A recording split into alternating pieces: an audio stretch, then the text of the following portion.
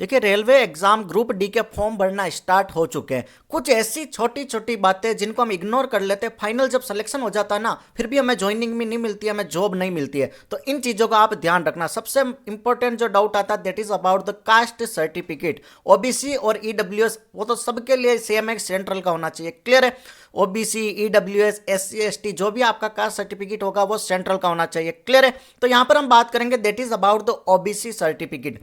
तो first point देखो, ये कह रहा है कि केंद्र सरकार द्वारा जारी किया गया हो, सेंट्रल गवर्नमेंट का कास्ट सर्टिफिकेट ही वैलिड होगा, दैट इज फॉर ओबीसी। आपका स्टेट गवर्नमेंट का तो सबके पास होता है, लेकिन वो रेलवे, एसएससी एग्जाम वगैरह के लिए वैलिड नहीं होगा। तो आपके पास केंद्र सरकार का जारी किया हुआ ही ओबीसी सर्टिफिकेट होना चाहिए। क्लियर है? ओके। जिनके पास ओबीसी नॉन क्रीमी लेयर लिखा है सर्टिफिकेट के अंदर, नॉन क्रीमी लेयर जो होंगे उन्हीं को ओबीसी का फायदा मिलता है। मतलब जो क्रीमी लेयर की रेंज में नहीं आ रहे हैं। क्लियर है? क्रीमी लेयर का नहीं है ऐसा लिखा है, या फिर लिखा है कि नॉन क्रीमी लेयर में आते हैं, उन्हीं को इस ओबीसी का फायदा मिलेगा। क्लियर है? सेकंड आ रहा है कि सर कब तक का होना चाहिए। कई सारे स्टूडेंट कह रहे हैं 2015 का है, कोई कह रहा है 2014 का पड़ा है। बिल्कुल वैलिड नहीं है। आपके फाइनेंशियल ईयर के हिसाब से सर्टिफिकेट बनता है इनकम देखकर, तो हर साल नया सर्टिफिकेट होना चाहिए। क्लियर है? ओके। तो 1 अप्रैल 2024 के बाद का होगा ना, वो इस भर्ती के लिए वैलिड है। क्लियर है? 1 अप्रैल 2024 के बाद का होना चाहिए। क्लियर है?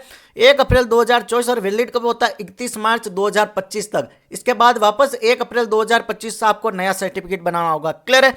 तो ज़्यादा पुराना आपका बिल्कुल नहीं चलेगा। अभी भी अगर टाइम में बनवा सकते हो 1-2 दिन में तो बनवा लीजिए। ठीक है? वैकेंसी में फॉर्म भरने से पहले बनवा दीजिए कि सर अब हमारे पास तो सर्टिफिकेट नहीं है, बनवा भी नहीं सकते, क्या करें? तो आप जनरल से भर दीजिए। क्लियर है?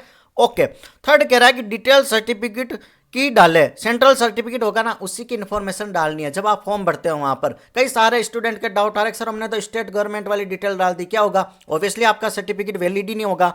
तो अगर आप डीवी के टाइम जाओगे तो वहां पर आपका सर्टिफिकेट रिजेक्ट कर दिया जाएगा। तो देखो, डायरेक्ट तो आपको जॉब से नहीं निकालेंगे। अगर आपने जनरल की कट ऑफ क्लियर की है तो आपको जनरल से डायरेक्ट दे देंगे, सर्टिफिकेट की वहां पर कोई नीड नहीं होगी। लेकिन नंबर कम आए, कट ऑफ से ही आप क्लियर हो रहे हो अपनी कैटेगरी से, तब आपको जॉब नहीं मिलेगी। तो छोटी छोटी गलती आपकी पूरी मेहनत पर पानी फेरा सकती है। तो इन चीज़ों का ध्यान रखना, बिल्कुल भी लापरवाही नहीं करें, बिल्कुल भी लाइटली नहीं ले। Thank you so much. Channel पर नए हो तो लाइक से सब्सक्राइब जरूर करें।